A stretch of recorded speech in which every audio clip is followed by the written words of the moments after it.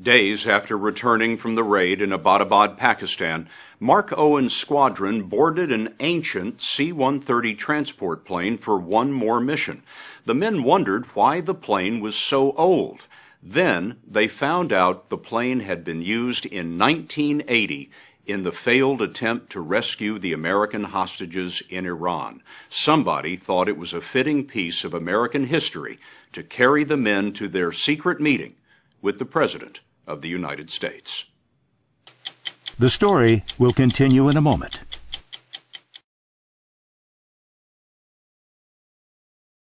The terrorist leader who struck our nation on 9/11 will never threaten America again. President Obama was making a speech at Fort Campbell, Kentucky, and he met with the bin Laden team privately. All of the men would receive a Silver Star for valor. Did the president ask you guys which ones of you had shot Osama bin Laden? Yeah, he asked who was the one, and we told him we wouldn't tell him. You wouldn't tell him? Why not? Pulling a trigger is easy. You know, a couple pounds of pressure on your trigger finger, and I've done it millions of times, and it's not that hard.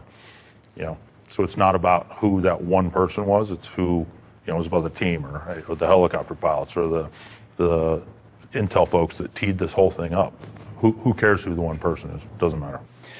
I wonder, in writing this book, whether you're worried that some of your fellow SEALs will be angry with you. You know, I've had nothing but an outpouring of support from the guys who know me. To quote one of my friends, he said, "Hey, if anybody can tell this story and do it right, it's you." And I'm not taking that. I'm trying to toot my own horn. They know I'm doing it right. You say in the preface to the book that if a reader is looking for secrets, this isn't their book.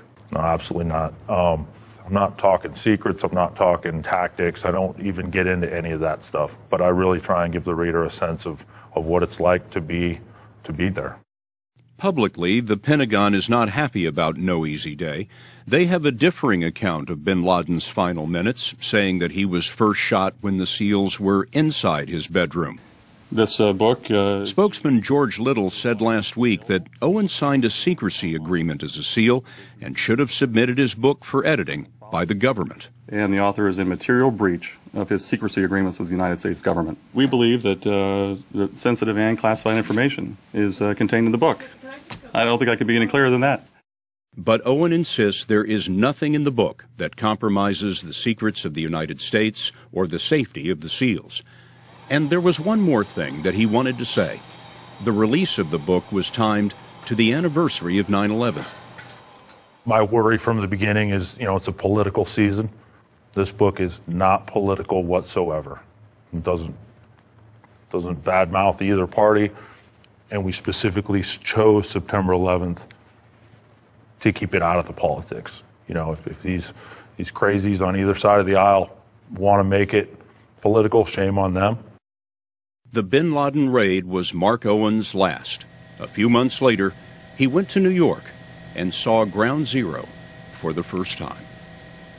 Our team played a small little piece. Some people would argue bigger, but, you know, to us it's we were just doing our job. It's not a big deal. We were just lucky to be at the right place at the right time. But then going to New York and where the World Trade Centers stood at one point, and it just very, very emotional. Nearly 3,000 people were killed right there alone. It was emotional, and it was like, you know what, it was ready to move on, full circle. Your team had avenged those deaths. Absolutely.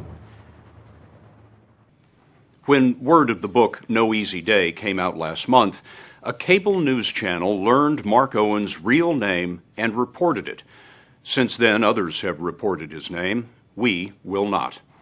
Owen intends to donate most of the profits from the book to charities that support families of fallen troops. He wanted us to know that he thinks of what he's written as a public service to get the history straight and as a tribute to every Navy SEAL wherever they may be serving tonight. Go to 60minutesovertime.com to hear more about Mark Owen's Navy SEAL assault and what he saw inside bin Laden's room.